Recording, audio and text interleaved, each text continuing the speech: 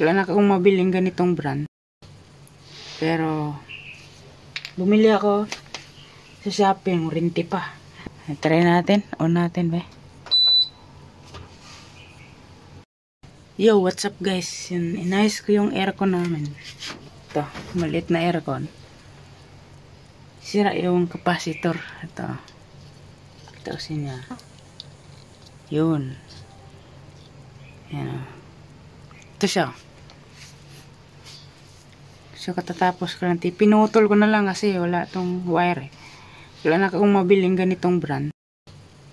Pero, bumili ako sa Shopee, rinti pa. Tira pa kasi. Yan. Kakakabit ko lang. Ito siya. Ito siya. Yan. Kabit ko dyan. Ininang ko na lang dyan.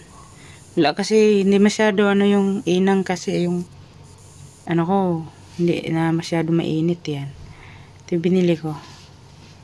Binili ko Shopee. Yung isa kasi hindi naputol yung paa eh. Kaya kinabit ko na lang dyan. Nilagyan ko ng pandikit. Yan. Pwede na yan. Patsamantagal oh. Ito kasi yung luma niya. Yan. Tinanggal ko. Hindi ko matanggal. Kasi hinugot ko dyan. Hindi matanggal. Inano ko na lang dito. Yan. So at least gumana na siya. Try natin. On natin ba?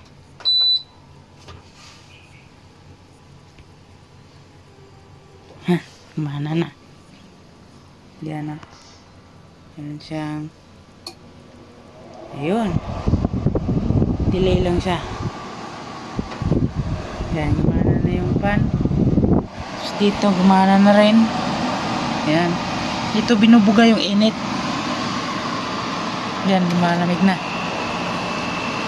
Ayan. Gumana na yung compressor.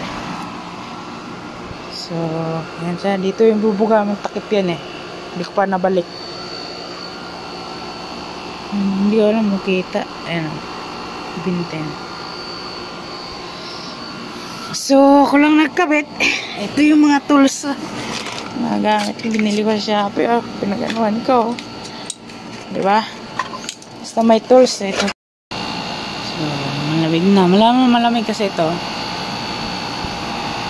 Ayan. Basa na oh. Malamig yan. Nagmumuhis na sa lamig.